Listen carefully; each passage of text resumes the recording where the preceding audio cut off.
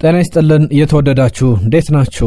ትናንትና አርሰናል በበቀል ጨዋታ በተባለው የኦሎምፒያኮስ መርሃ ግብር ኤምሬትስ ላይ ኦሎምፒያኮስን 2-0 አሸንፏል። ከጨዋታው በኋላ ብዙ እየተባለ ይገኛል። ስለ አርሰናል አሁን መተማመን ላይ የተደረሰ ይመስላል። ኦፕታ ሱፐር ኮምፒውተሮች በድጋሚ የ2025-26 የውድድር ዘመን የቻምፒየንስ ሊግ አሸናፊ ማን ሊሆን ይችላል በሚል ግምቶቻቸውን አስቀምጧል። አርሰናል የትኛውን ደረጃ አገኘ የሚለውን ዝርዝር ጉዳይ እንመለከታለን። ከዛ ውጪ አንድ ትልቅ ተጫዋች የቀድሞ ተጫዋች አርሰናል ዋንጫውን ቢያሸንፍ ደስ ይለኛል፣ ሚኬል አርቴታን እወደዋለሁ፣ አርሰናል በብዙ መንገድ ይገባዋል ሲል ምስክርነቱን ሰጥቷል። ማን ነው? ያነሳቸው ነጥቦችስ ምን ያህል አሳማኝ ናቸው? ከምን ጋር የተያዙ ናቸው? የሚለውን ደግሞ በዝርዝር እየተመለከትን እንቆያለን። የኦሎምፒያኮሱ ጨዋታ ላይ ግን በተያዘ ከዚህ በፊት 2020 ላይ አርሰናልና ኦሎምፒያኮስ በኤሮፓ ሊግ ሲጫወቱ ሁለቱ ቡድኖች በተጋጠሙበት ጨዋታ ላይ እነማን ተሰልፈው ነበረ? በተለይ ተከላካይ ስፍራ ላይ ማን ተሰለፈ? ትናንትና እስከነበሩ ተጫዋቾች መካከል በዛ ጨዋታ ላይ ምን አስተዋጽኦ የነበራቸው ተጫዋቾች ነበሩ የሚለውን እንመለከታለን። ስለ አምበሉ ማርቲን ኦዴጋርድ፣ ስለ አርሰናል አምበል ብዙ ጉዳዮች እየተባሉ ይገኛሉ። ትናንትና አስደናቂ ነበር። የጨዋታው ኮከብ ተብሎ ተመርጧል። በዚህ ጉዳይ ላይ ሚኬል አርቴታ ሌሎችም ያነሷቸው ሀሳቦች አሉ። ከዛ ውጪ በፕሪሚየር ሊጉ እየተጫወተ የሚገኝ የቀድሞ የአርሰናል ተጫዋች ነው። አሁን በብዙዎች በተለይ ደግሞ አሁን በአዲሱ ቡድኑ ምስክርነት እየተሰጠለት ይገኛል። እሱንም በተመለከተ የምናነሳው ጉዳይ አለ። ጋብሪኤል ማርቲኔሊ፣ ቡካዮ ሳካ፣ ቪክተር ጊዮኬሬሽን፣ ዴክላን ራይስን የተመለከቱ ዝርዝር ጉዳዮችን እያነሳሳን እንቀጥላለን። ስለ ሚኬል አርቴታም የምናነሳቸው ጉዳዮች አሉ። በስፋት ከጨዋታው ጋር በተያያዘ ሀሳቦችን እያነሳን እየነገርናችሁ የምንቆይ ነው የሚሆነው። ከዛ ውጪ አጫጭር ጉዳዮችንም ይዘናል። አርሰናልን የተመለከቱ አርሰናልን የሚሸቱ እንደተለመደው ቻናላችንን ሰብስክራይብ እንድታደርጉ ኢትዮ አርሰናል ቻናላችንን ቤተሰብ እንድትሆኑ በድጋሚ ላስታውሳችሁና ይህንንም ቪዲዮ ላይክ አድርጋችሁ እንድትጀምሩ እናሳስባችሁ። ብዙ ቪዲዮቻችን ብዙ ሰው ጋር እየደረሰ አይደለምና ያንን በማድረግ እንድትተባበሩን አስቀድመን ጠይቃለን። የመድፈኛው ቤተሰብ መብዛት አለበትና በዛ ብለን ቪዲዮዎቹን ጥራት ያለው ጉዳዮችን እናነሳለንና በእያንዳንዱ ቪዲዮዎች ላይ ያንን እንድታደርጉ አስቀድሜ ልጋብዛችሁ። ወደ ቀዳሚ ጉዳያችን እንለፍ። ከጨዋታው ጋር በተያያዘ የሚነሱ ዝርዝር ነጥቦች አሉ። በተለይ ጋብሪኤል ማርቲኔሊ ያደረገው ነገር ትናንትና መነጋገሪያ ነበረ። የመጀመሪያ ግቡን አስቆጥሯል። በቻምፒየንስ ሊግ ላይ ሁለተኛ ተከታታይ ጨዋታ ያስቆጠረበት ነው። ለመጀመሪያ ጊዜ ነው በቻምፒየንስ ሊግ ለሁለት ተከታታይ ጨዋታ ማርቲኔሊ ብራዚላዊው ኮከብ ግብ ሲያስቆጥር። ትናንትና አርሰናልን ቀዳሚ ያደረገች ግብ ያስቆጠረው እሱ ነው። ነገር ግን የጨዋታው አመጣጡን የግቧን ሁኔታን በተመለከተ ከጨዋታው መጠናቀቅ በኋላ የነሳቸው ጉዳዮች አሉ። እናንተም በእርግጠኝነት በጨዋታው ላይ ታዘባችሁታል። 12ኛው ደቂቃ ላይ ማርቲኔሊ ግቧን ሲያስቆጥር ማርቲን ኦዴጋርድ ከመሃል ስፍራ በጣም ቆንጆ ኳስ ለቪክተር ጊዮኬሬሽ ይሰጧል። ቪክተር ጊዮኬሬሽም ከሁለት የኦሎምፒያኮስ ተከላካዮች ጋር ፊዚካሊቲውን በደንብ ተጠቅሞ ኳሷን ወደ ራሱ ካደረገ በኋላ የተመለከትንበት የግብ ዕድልም የፈጠረበት ነበረ። ከዛ በኋላ የግብ ዕድሏን በቀጥታ ይሞክረዋል። ሲሞክር ግብ ጠባቂው የነካውና ወደ ግቧ ግን በቀጥታ አልሄደችም። የግቡን ቋሚ ይመታል። በዚህ ሰዓት ላይ ይሁሉ ሲሆን ማርቲኔሊ አስቀድሞ ግቧን ማስቆጠር ይችል ነበር። ነገር ግን በአርሰናል ቤት እየተፈጠረ ስላለው ብዙ መተማመን፣ አንዱ ለአንዱ ትልቅ አስተዋጽኦ ማበርከት፣ እንደ ቡድን ስሜት ያለ ያንን ጉዳይ በደንብ የሚያሳይ ነውና ትናንትናም ማርቲኔሊ ኳሷን ተዋት። ከዛ በኋላ ግን አንግሉን ጋይታ ወይም የግቡን ፖስት መታ ስትመለስ ነበረ ግቧን ያስቆጠረው 12ኛው ደቂቃ ላይ። ያንንም ኦን ብሎ እንዳደረገው ከጨዋታው በኋላ ጋብሪኤል ማርቲኔሊ ተናግሯል። ከዛ በኋላ ግን አርሰናል ግቦችን አላስቆጠረም። 92ኛው ደቂቃ ላይ የቡካዮ ሳካን መቀየርና ጭማሪውን ደቂቃ መጠበቅ ነበረበት። በዛም ቡካዮ ሳካ ተቀይሮ ገብቶ ግብ አስቆጥሯል።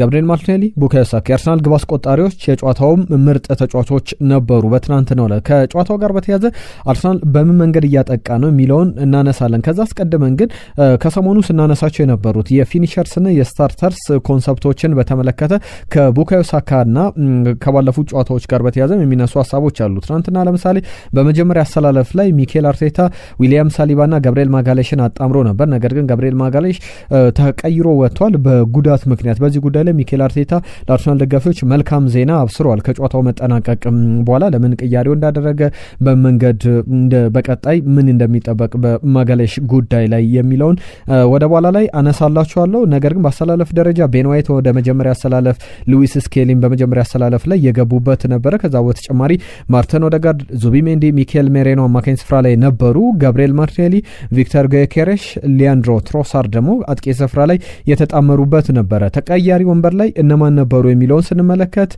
ጁሪን ቲምበር ተቀያሪ ነበር፣ ዴክላን ራይስ ተቀያሪ ነበር፣ ቡካዮ ሳካ ተቀያሪ ነበር፣ ኤቤሬቺ ነው፣ ክርስቲያን ሞይስኬራ ተቀያሪ ወንበር ላይ የነበሩ ተጫዋቾች ናቸው። ያ ማለት አርሰናል አሁንም ቢሆን ሳካን ተቀያሪ ወንበር አድርጎ መጀመር፣ ዴክላን ራይስን በተቀያሪ ወንበር ላይ እንዲጀምር ማድረግ የሚያስችል ጥሩ ስኳድ እንዳለው የተመለከትንበት ጨዋታ ነው። ባለፉት ቪዲዮቻችን ላይ በስፋት አንስተናል። ከነዚህ መካከል በተከታታይ ጨዋታዎች ላይ ተቀያሪ ተጫዋቾች ግብ እያስቆጠሩ ነው። ሱፐር ሰቦችን በአርሰናል ቤት በደንብ እየተመለከተን እንገኛለን። ለምሳሌ የኒውካስሉ ጨዋታ ላይ ሚኬል ሜሬኖ ተቀይሮ ገብቶ ግብ አስቆጥሯል።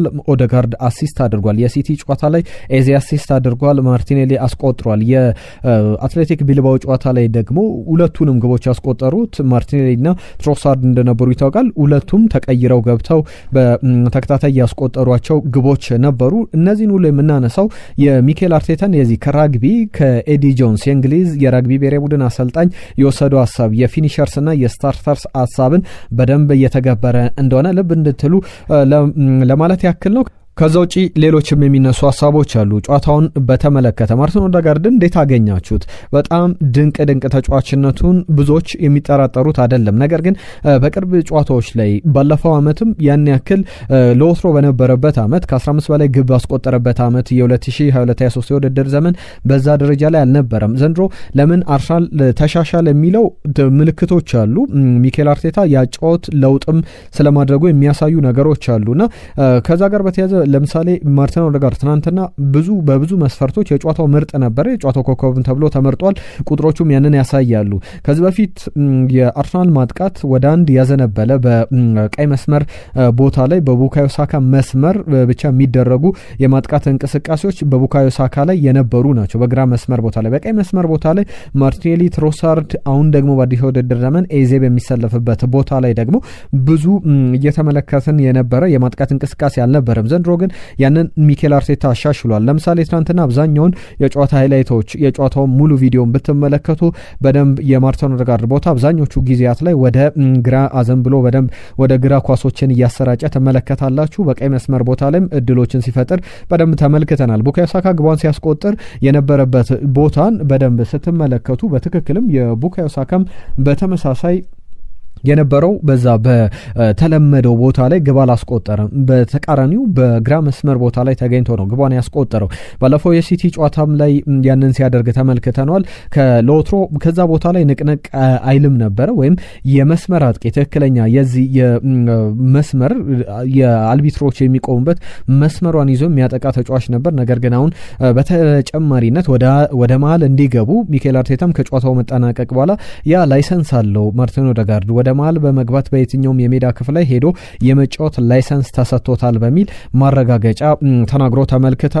ቪክተር ጊዮኬሬሽ አባካኝነቱን በደንብ እየተመለከት እንገኛለን። ነገር ግን በደንብ ይሻሻላል። ለሌሎች ተጫዋቾች እድሎችን እየፈጠረ ይገኛል። ታታሪነቱን ሚኬል አርቴታም እንደሚለው ነው። አንድ ኳስ በሳተ ቁጥር አንገቱን ደፍቶ አይደለም የሚንቀሳቀሰው፣ ወዲያው ቀና ብሎ በልበ ሙሉነት ወደ ሌላው ኳስ ይሄዳል። እድሎችን መፍጠር፣ ሌሎች የግብ እድሎችን ለመፍጠር፣ ለሌሎችም እድሎችን ለመፍጠር የሚሄድበት ርቀት በጣም አስደናቂ ነው። የተወደደ ተጫዋች ነው። በመልበሻ ቤትም ትናንትና ማርቲኔሊም ያንን ያደረገው በትክክል ያንን ለማሳየት ነው።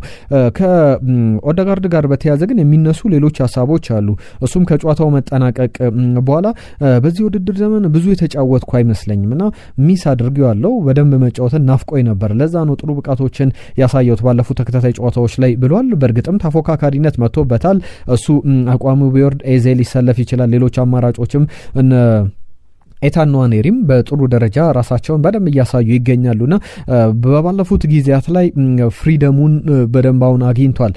ጋብሪኤል ማርቲኔሊም ወደ ግብ አስቆጣሪነቱ በብራዚላዊው ሮላንዶ ምስልም ሲሰሩት መልኩን ተመልክተናል። ዘንድሮ 155 ደቂቃዎችን በሜዳ ላይ አሳልፏል። ያንን ግን የተረጎመው በአራት የግብ ተሳትፎ ነው። 4 የግብ ተሳትፎ አድርጓል። ዘንድሮ በጣም ወሳኝ ግቦችን አስቆጥሯል። የትናንትናውን ጨምሮ ማለት ነው። 155 ደቂቃ ማለት ብዙ አይደለም። ነገር ግን በተሰለፈባቸው ያገኛቸውን ደቂቃዎች በሙሉ በደንብ እየተጠቀመ እየተመለከት ነው እንገኛለን። ለሁሉም የሚኬል አርቴታ ቡድን ሚኬል አርቴታ አርሰናልን ከተረከበ 299ኛ ጨዋታው ላይ የተደረገ ጨዋታ ነበረና ዳቪድ ራያም ድንቅ ብቃቱን ያሳየበት ነበር። ዳቪድ ራያ ብዙ ምስጋና እየተቸረው ያለ አይመስለኝም። ብዙ አፕሪሼት መደረግ ያለበት ግብ ጠባቂ ነው። ከአውሮፓ ምርጥ ግብ ጠባቂዎች መካከል የሚቀመጥ ነው። ከቀዳሚዎቹ ከቶፕ 3 ደረጃ ሊቀመጥ ይገባዋል። በኳስ ዲስትሪቢዩሽኑ ከዚህ በፊት የርገን ክሎፕ እንደሚሉት ነው። የርገን ክሎፕ ብሬንትፎርድ 10 ቁጥር ተጫዋችን ግብ ጠባቂ ላይ እያጫወተ የሚገኝ ቡድን ነው ብለው ሲገልጹት ነበር። አርሰናል ያንን ግልጋሎት ነው ያገኘው። በኳስ ስርጭቱ የሚገርም ነው። ከዛ በተጨማሪ በጣም የሚያድናቸው ኳሶች ትናንትና አርሰናል በጨዋታው ላይ እንዲቆይ ምክንያት ከነበረ ዋነኛው ተጫዋች ደግሞ አንደኛው እሱ እንደነበረ መናገር ይቻላል። አርሰናል ብዙ ግቦች የሚቆጠሩበት ቡድን አለመሆኑንም በዛ መመልከት ይቻላል። ለምሳሌ በቻምፒየንስ ሊግ ላይ ፐር ጌም የሚቆጠሩ ግቦችን ብንመለከት ከባለፈው የውድድር ዘመን ጀምሮ አርሰናል ጥቂት ግቦችን ያስተናገደ ቡድን ነው። በእነዚህ ሁሉ ጉዞዎች ደግሞ የዳቪድ ራያን ነገር በደንብ ማስተዋል ትችላላችሁ። ቡካዮ ሳካ በአርሰናል ቤት 100ኛ የግብ ተሳትፎን ነው ትናንትና ያደረገው። ግብ በማስቆጠር ለግብ የሆኑ ኳሶችን በማቀበል 100 ላይ በጋራ ደርሷል። ሁለቱንም በማሳካት ጥሩ ማይልስቶን ላይ የሚገኝ ተጫዋች እንደሆነ መናገር ይቻላል። 12ኛው ደቂቃ ላይ ግብ ከተቆጠረ በኋላ የአርሰናልን የስኳድ ኳሊቲዎች የተመለከትንበት 58ኛው ደቂቃ ላይ ገብርኤል ማጋሌሽ ተጎድቶ ወጥቷል። ከተጎዳ በኋላ ብዙ አሳሳቢ ነበር ወይ ተብሎ ሚኬል አርቴታ ከጨዋታው በኋላ ተጠይቆ ነበር። ነገር ግን ሚኬል አርቴታ ያነሳቸው ጉዳዮች አሉ። ኦኬ ነው ብሏል። በተለይ ደግሞ መጀመሪያ አጋማሽ ላይ ተመቶ ነበረ። ያንን ከተመለከትን በኋላ በሁለተኛው አጋማሽ ሪስክ መውሰድ አልፈለግንም እና ያን ያክል ብዙ የሚያሳስብ አይደለም፣ ፓኒክ ማድረግ የለባችሁም። ገብርኤል ማጋሌሽ ወሳኙ አጥቂ በስታንፈርድ ብሪጅ፣ በኤታድ፣ በአንፊልድ ሮድ፣ በቶትናም ሆትስፐር ስቴዲየም፣ በኦልትራፎርድ ግብ የሚያስቆጥረው ተከላካይ እንደ አጥቂ መመልከት የምንችለው ተከላካይ ገብርኤል ማጋሌሽ ብራዚላዊ የ27 ዓመት ተጫዋች በጥሩ ደረጃ በቀጣይ ጨዋታዎች ላይ ተመለከቱታላችሁ። ጉዳቱ የሚያሳስብ አይደለም የሚል ነገር አንስቷል። ከአርሰናል ጋር በተያዘ አንዳንድ ከጨዋታው በኋላ የወጡ ቁጥሮችን መመልከት ይቻላል። ለምሳሌ ከባለፈው ዓመት ጀምሮ በኤሚሬትስ ስቴዲየም ያደረጋቸውን ጨዋታዎች እንመልከት። ፓሪስ ሳን ጀርመን፣ ሻክታር ዶኔስክን፣ ሞናኮን፣ ዳይናሞ ዛግሬቭን፣ ኦሎምፒያኮስን ገጥሞ ነበረ። በእነዚህ 5 ጨዋታዎች 5ቱንም አሸንፏል። አንድም ግብ አልተቆጠረበትም። ፓሪስ ሳን ጀርመንን 2-0፣ ሻክታር ዶኔስክን 1-0፣ ሞናኮን 3-0፣ ዳይናሞ ዛግሬቭን 3-0 እንዲሁም ደግሞ ትናንትና ምሽት ኦሎምፒያኮስን 2-0 አሸንፎ አንድም ግብ ሳይቆጠሩበት እነዚህን 5 ጨዋታዎች አጠናቋል።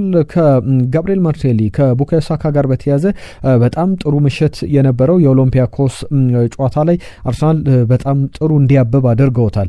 2012 ላይ ነበረ አርሰናል ለመጨረሻ ጊዜ ኦሎምፒያኮስን ያሸነፈው የግሪኩን ሻምፒዮን በኤምሬትስ ስቴዲየም። በወቅቱ ደግሞ የሚነሱ አንዳንድ ነጥቦች አሉ ከጨዋታው ጋር በተያዘ በወቅቱ ከነበሩ ተጫዋቾች መካከል ቡካዮ ሳካ ትናንትና ተቀይሮ ነው የገባው።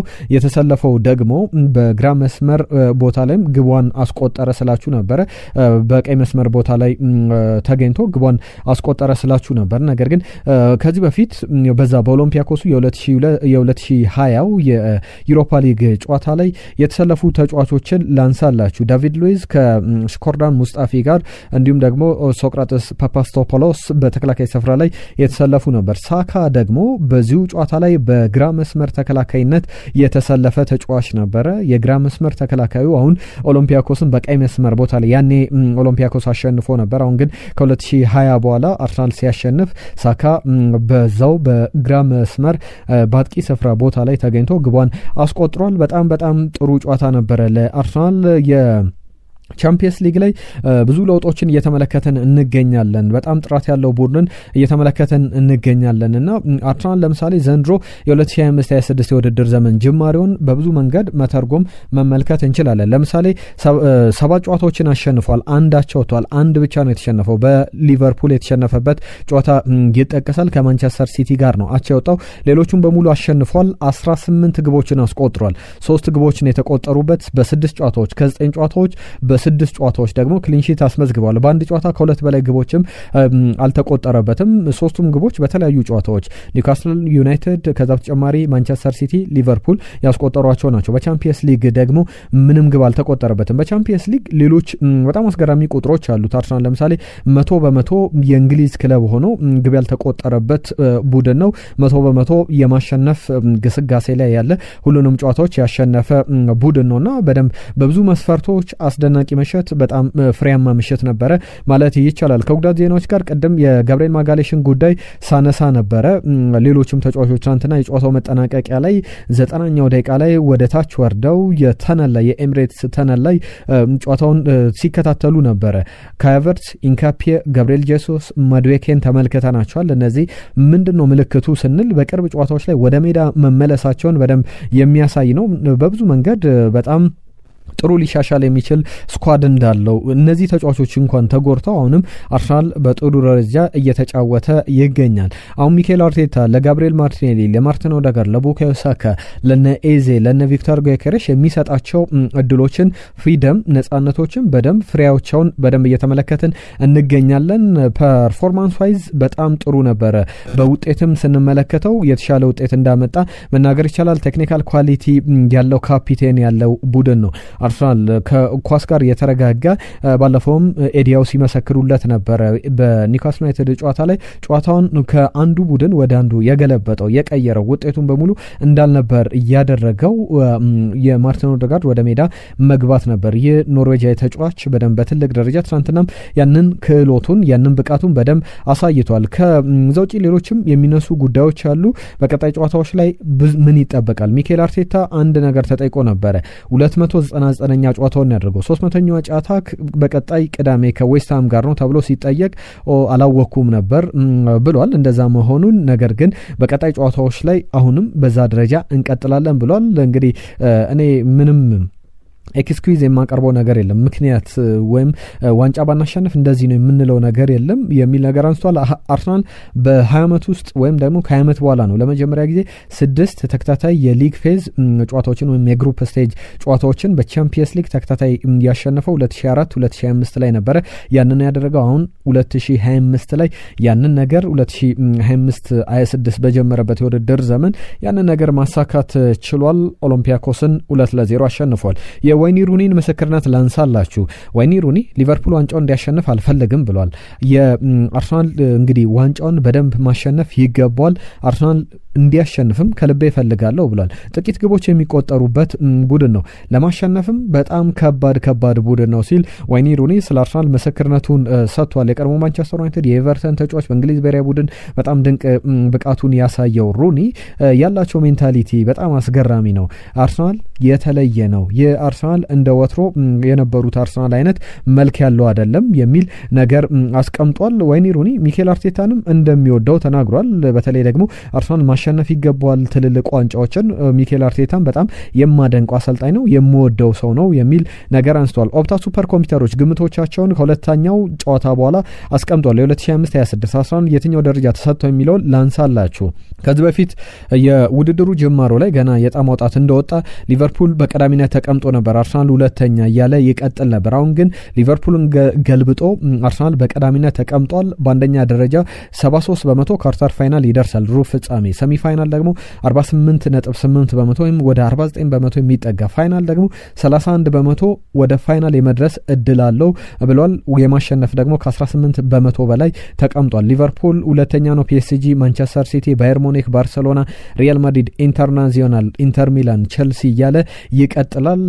ባየር ሌቨርኩሰን 20ኛ ደረጃ። ይህንን በደረጃ ሲቀመጡ የሱፐር ኮምፒውተሮች ግምት ያንን ሰጥቷል። አርሰናል ግን በቀዳሚነት የአውሮፓ ቻምፒየንስ ሊግን ያሸንፋል በሚል ኦፕታ ሱፐር ኮምፒውተሮች 10,000 በላይ በተደጋጋሚ እያንዳንዱን ማቾች ስቲሙሌት እያደረጉ ግምቶቹን ያስቀምጣሉ። እነዚህ ሱፐር ኮምፒውተሮች ካለው ስኳድ ካለው ውጤት የቡድኑ ፐርፎርማንስ ያሉ ዳታዎችን በማስገባት የሚሰራ ስሌት ነውና አርሰናል አሁን ባለው በሁለት ጨዋታዎች ከተመለከቱት በኋላ ሱፐር ኮምፒውተሮች የቻምፒየንስ ሊግ አሸናፊ አርሰናል ነው የሚል ነገር አንስቷል። ከኦፕን ፕሌይ እስካሁን አንድ ግብ ብቻ ነው የተቆጠረበት ወይም ከክፍት ጨዋታዎች ሃርሊንግ ብራውት ሃላንድ ያስቆጠረበት ጨዋታ የሚጠቀስ ነው። ከዛ ውጪ ሌሎቹን አብዛኞቹ እንግዲህ በደንብ የቆሙ ኳስ ግቦች እንደሆኑ ይታወቃሉ። ሁለቱም ኒውካስል ዩናይትድም ከቆመ ኳስ ግብ አስቆጥሯል። ከዛ በተጨማሪ የሊቨርፑልም ግብ የሚጠቀስ ነው። ማርቲን ኦዴጋርድ በጣም ድንቅ ብቃቱ ላይ ይገኛል። ከጉዳት ዜናዎች ጋር በተያያዘ እነዚህን አንስቻለሁ። የግራኒት ዣካ ምስክርነት ደግሞ ላንሳ።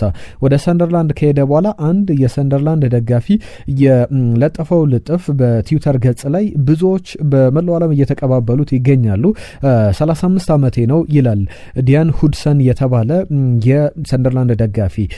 ሰንደርላንድን ስደግፍ ስመለከት ከ8 ዓመቴ ጀምሮ እዚህ ደርሻለሁ። አሁን 35 ዓመቴ ላይ ይገኛል። ጄኒሊ በትክክል ለመናገር እውነታውን ለመናገር ግራኒት ዣካ በሰንደርላንድ ማሊያ ከተመለከትኳቸው በህይወቴም ካዩዋቸው የሰንደርላንድ ተጫዋቾች መካከል ምርጡ መሪ ነው፣ ምርጡ ተጫዋች ነው በሚል በደንብ ምስክርነቱን ሰጥቶለታል። ግራኒት ዣካ በእርግጥም በሰንደርላንድ የሰንደርላንድ ዘንድሮ ውጤት ከማንቸስተር ዩናይትድ ለምሳሌ ሰንደርላንድ በቅርብ ኦገስት ጀምሮ ከሰበሰባቸው ነጥቦች ማንቸስተር ዩናይትድ ከአፕሪል ጀምሮ ወይም ከሚያዚያ ጀምሮ የሰበሰባቸው ነጥቦች ከማንቸስተር ዩናይትድ ይበልጣል። ማንቸስተር ዩናይትድ ከሚያዚያ ወር ጀምሮ የሰበሰበው ነጥብና ሰንደርላንድ ከነሐሴ ወር ጀምሮ የሰበሰበው ነጥብ ፈጽሞ የሚገናኙ አይደለም።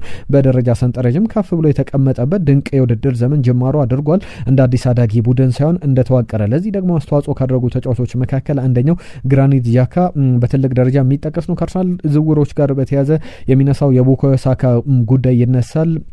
ዝውውሮችን በተመለከተ ነገ አዳዲስ ዝርዝር ጉዳዮችን ያልሰሟቸውን መረጃዎች ይዘን እንመለሳለን። ከሳካ ጋር በተያያዘ ግን አሁን ውሉ በጣም ሊፈረም በጣም ተቃርቧል።